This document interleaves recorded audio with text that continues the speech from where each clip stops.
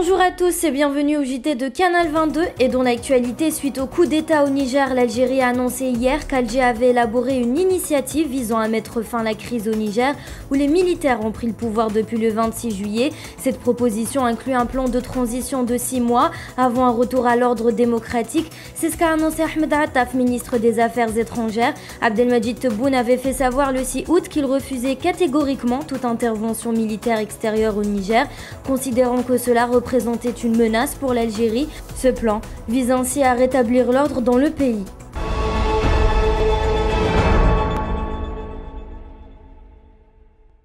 Et après le Niger, le Gabon vit également un coup d'État. Seulement quelques heures après l'annonce de la réélection du président Ali Bongo, un coup d'État a eu lieu. Hier, les militaires au Gabon ont annoncé en direct de la télévision gabonaise la fin du régime en place. Le président Ali Bongo s'était réélu avec 64% des voix.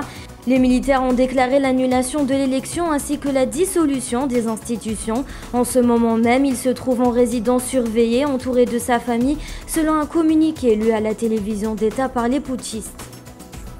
Et garant de la protection des institutions, avons décidé de défendre la paix en mettant fin au régime en place. À cet effet, les élections générales du 26 août 2023 ainsi que les résultats tronqués sont annulés. Les frontières sont fermées jusqu'à nouvel ordre. Toutes les institutions de la République sont dissoutes.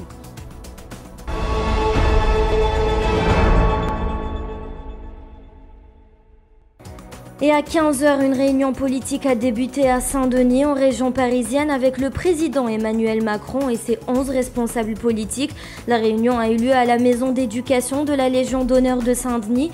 De nombreuses questions politiques prendront part à cette réunion, dont la question de l'immigration. Le chef de l'État a souligné que l'objectif est de bâtir ensemble des textes législatifs et d'ouvrir la voie. Dans le cas échéant, il recourra au référendum.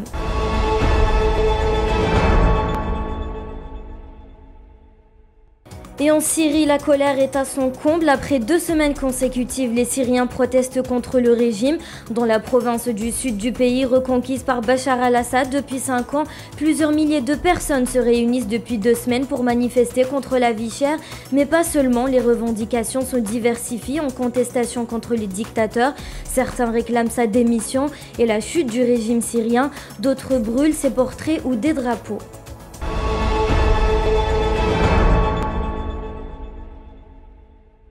Et on conclut avec la Corse. Dans la nuit, la Haute-Corse a été frappée par des vents violents. Une tempête a été enregistrée, appelée Réa. Des vents de 140 km/h ont été enregistrés. Les opérations de secours ont été périlleuses. La tempête a entraîné la mort d'un homme de 70 ans, tombé avec sa voiture dans le port-commerce de Bastia. Sur un sentier, le corps d'un homme d'une 60aine d'années a également été découvert. Et c'est l'essentiel de l'actualité du jour. Merci de nous avoir suivis et à bientôt au prochain JT.